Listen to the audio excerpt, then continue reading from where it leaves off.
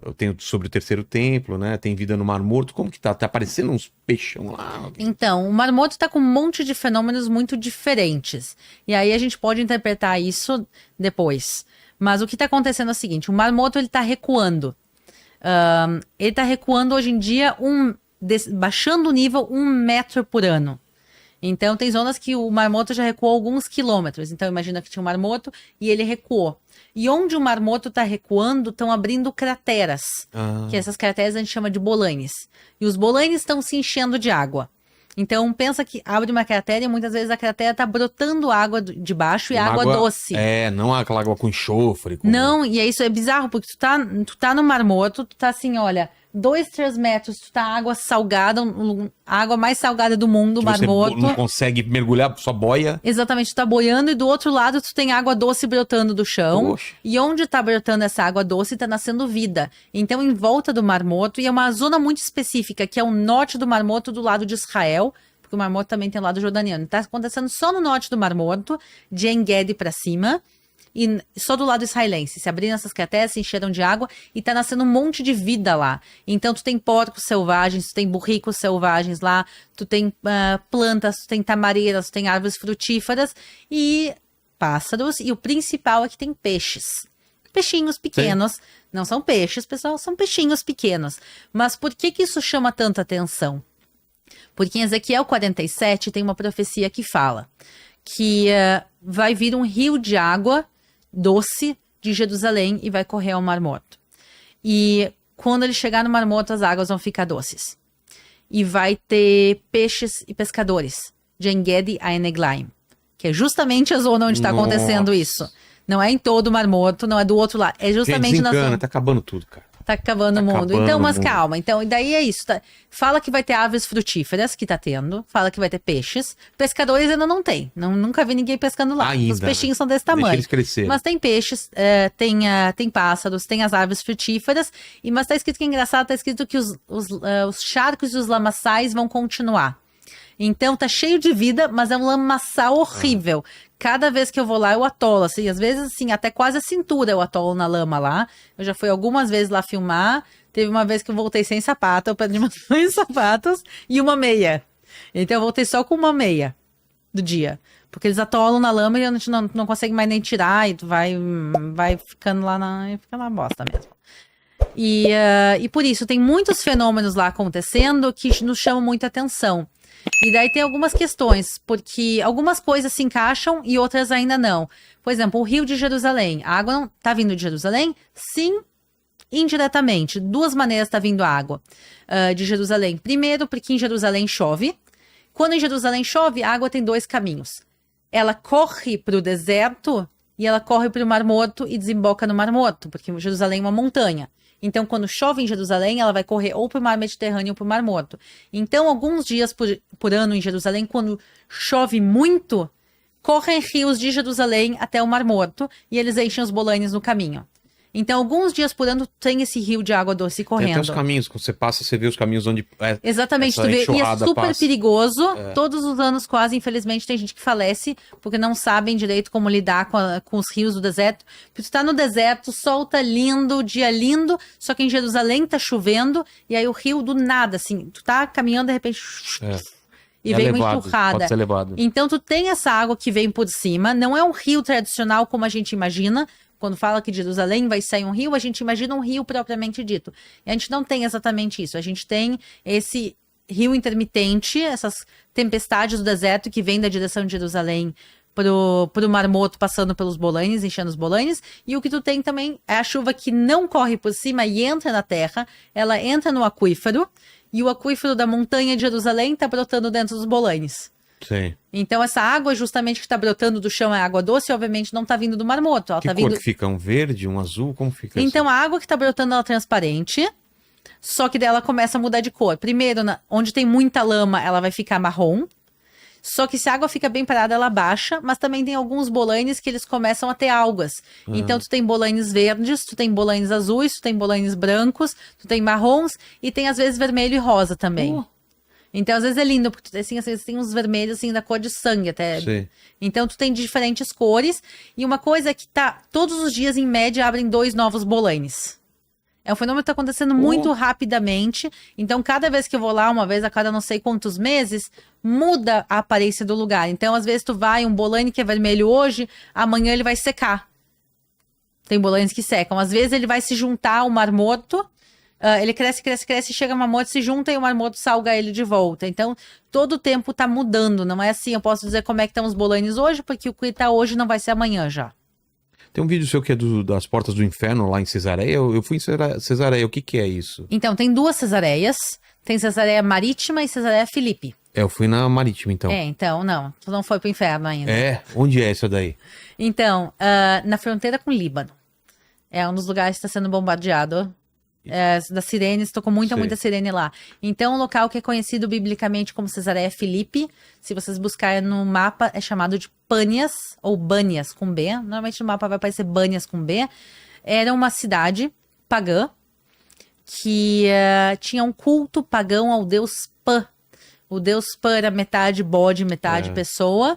Eles tinham lá culto a Pan e parte do culto eram cabritos adestrados dançantes. Então tinha show de cabritos. Cabritos adestrados dançantes. Uma atração de circo, né? Total. Agora com vocês, cabritos dançantes. Então você achou lá, tem lá o palco dos cabritos, Nossa. tudo. Tem o cemitério dos cabritos, então tem tudo assim. Eles tinham um culto de cabritos dançantes lá. Tinha um culto a alguns deuses, mas o principal realmente é Pan. E do lado tinha ainda tem a caverna, que hoje em dia tá seca, mas era uma caverna com um poço de água sem fundo, parecia. Que ele se conectava ao aquífero, então era um local que eles faziam sacrifícios. E eles lá jogavam animais para serem sacrificados, eles faziam sacrifícios, e aquela entrada, aqueles sacrifícios, o sangue, tudo, aquilo tinha uma associação muito grande com Hades, da mitologia grega. Lá era um culto greco-romano. Então, tinha lá uma associação muito grande com Hades e com o culto do inferno também. E por isso, Jesus leva Pedro e alguns dos discípulos até lá. E quando ele tá lá, ele tem alguma das falas mais importantes da Bíblia. Ele fala com Pedro, diz: Pedro, tu serás a pedra sobre qual eu construirei a minha igreja. As portas do inferno não prevalecerão. Foi lá, então? Foi lá. Justamente onde tinha culto da entrada do inferno, que eles acreditavam que aquele local tinha uma conexão com a entrada do inferno, eles faziam sacrifícios lá, eles faziam culto pagão, justamente está escrito na Bíblia que Jesus vai a Cesareia Filipe, e lá ele fala: as portas do inferno não prevalecerão sobre ti. E ele fala do inferno e dos céus justamente ali do lado. E ele usa provavelmente aquele cenário dizendo: aqui é o inferno. E por isso a gente vê essa associação daquele lugar com o inferno. E também não é o único inferno de Israel. A gente tem mais de um lugar. O inferno na Bíblia tem mais de um nome. Então, um dos nomes, por exemplo, que se usava era Hades. Outro nome que se usava era Seol. E outro Sheol. É Sheol. Eu falo em hebraico às vezes. Mas, e o outro nome é Geena. Guiena, né? Guiena, exatamente. Então, aquela coisa que Jesus diz assim: é melhor tu arrancar um teu olho do que todo o teu corpo seja jogado no inferno. Sei. Essa palavra original é Geena. Que ficava onde? Que fica? Geena é um lugar que existe até os dias em Jerusalém. Também? Do lado de Jerusalém. Então, do lado de Jerusalém tem um vale, que é o Vale de Geena. Geena é um nome grego, em hebraico é Gei Beninom.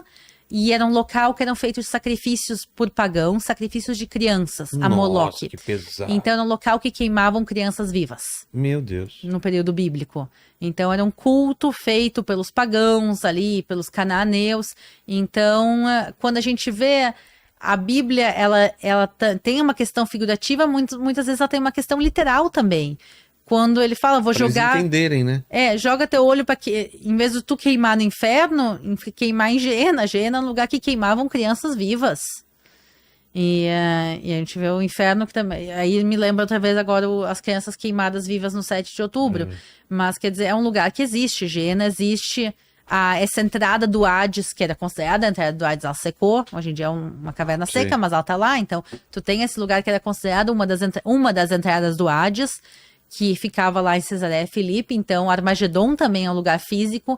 Então, quando a Bíblia fala, muitos dos lugares são lugares físicos. A Bíblia... em algum dos rios do inferno ficam lá na Grécia. Eu tava pesquisando também, né? Onde Sim. seriam, né, os rios lá que acessam, que vão pro inferno. E já se sabe se Sodoma e Gomorra, a localização, mais ou menos, onde seria? Lá? Tem até 3. 3 localizações? Como assim? Sim, tem 3 lugares que se acreditam São possíveis. São possíveis lugares, porque quando a gente fala de arqueologia ou de tradição, se a gente não acha uma placa original dizendo esta é Sodoma, é um pouco difícil. Então tem algumas teorias. Até eu sei que o Rodrigo Silva teve aqui no canal algumas vezes. Verdade. E a gente discorda até. Ele vai voltar aqui, eu vou perguntar pra ele de novo. Pergunta pra ele qual a opinião dele. Ele acredita que tem um lugar que fica justamente na Jordânia, bem próximo de Israel, mas na Jordânia, chamado Tel El Hammam, que é um local arqueológico que muitos acreditam ser lá Sodoma. Encontraram restos de uma cidade queimada. Tá. De uma cidade queimada, provavelmente por explosão de um meteoro. Pô. Que o meteoro explodiu a 50 quilômetros da superfície. E aí, então, imagina aquela explosão lançou uma radiação de calor que derreteu até as pedras da cidade. Então, tu tem pedras derretidas. Tem algumas questões em relação à datação do lugar, mas é uma teoria, e é uma teoria que o Rodrigo aceita. Tem uma outra também que fica na Jordânia, que também é outra teoria em relação... Em outro lugar. Em outro lugar na Jordânia. E tem uma teoria que fica em Israel, que se chama Sodoma. O nome do lugar se chama Har Sodom, Monte Sodoma. Então, o local é chamado de Sodoma até os dias de hoje. E é um lugar muito diferente. O que tem lá? Imagina que tu tá na frente do Mar Morto, exatamente na frente do Mar Morto, e tem um monte de montanhas ali. Todas as montanhas de pedra. Tu imagina que é uma montanha feita de quê? De pedra. Então, tem um monte de montanhas de pedra. Não é perto lá de Massadas, não, né? É perto, assim, fica uns 25 minutos de estrada de Massada. Mais ao sul. E lá tu tem todas essas montanhas, e no meio de todas as montanhas tu tem uma montanha que é uma montanha de sal. Mas tem restos de alguma coisa lá? Então, lá o que tu tem é uma montanha feita, uma montanha gigantesca de sal, que é um negócio muito bizarro, que não se encaixa com nada que tem ali. Só ela é de sal? Só ela é de sal, o resto não bizarro. é. É bizarro, assim, uma montanha, assim, eu entrei dentro, eu rastejei, a montanha é de sal, assim, tipo. Sim. É uma montanha gigantesca de sal. Estaria lá embaixo, então. A tradição é isso, não tem a cidade lá, o que se fala que talvez tudo seja transformado em sal, o que a gente tem o sal era onde ficava a cidade, que a cidade não existe mais. Então é um lugar muito estranho. Por um lado tu tem o sal, a localização faz sentido também, não é muito diferente, não é muito longe da onde os outros lugares que se acredita que pode ser Sodoma, então faz sentido que seja lá. A localização geográfica é uma montanha de sal que geologicamente não tem explicação de como ela pode ir lá, e tu tem bolas de enxofre. Bolas literalmente de enxofre, que se tu faz um isqueirinho do lado, elas queimam até os dias de hoje com fogo azul. Nossa! Então, assim, e uma pureza de mais de 90% de enxofre. Que também no Mar Morto tem muito enxofre na região, mas ele dissolvido na água. E lá tu tem toda em volta ali desse lugar que é chamado Sodoma, tu tem a terra, porque a gente falou, essa montanha de sal e o resto é de terra, e em volta dessa terra, tu tem cravado no meio bolas de sal, então bolas de enxofre. Então tu vai lá, tu cava um pouquinho, tu pode soltar elas, e literalmente tu acha bolas, o chão todo é branco, elas são mais amareladas, e tu faz um isqueiro e elas queimam, mas eles são super tóxicas também, tem que tomar cuidado para quem chega lá. São, assim, qualquer faísca queima elas, é um negócio muito bizarro. Então tu tem lá alguns elementos que a Bíblia nos fala que a cidade foi destruída completamente, fala que tem toda, obviamente, a história da mulher de Ló que virou uma estátua de sal, que aí se associa também que o lugar virou sal, e que veio fogo e enxofre do céu. E daí tu tem justamente lá essas bolas de enxofre que queimam. Então pra você seria esse o lugar mais Então, indicado. eu acho que lá tem algumas coisas que eu não vejo uma explicação outra. Tá. Mas eu também tenho que ser suficientemente séria para vir aqui e não dizer, olha, eu tenho certeza do que é. Eu vou dizer, olha, essa é uma das teorias.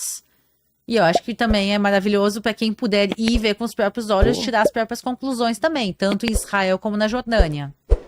E você fez vídeo só lá? Ou fez onde o Rodrigo acredita? Eu queria ir, eu até tinha falado com o Rodrigo de a gente filmar lá juntos, só que tem a questão de cruzar a fronteira.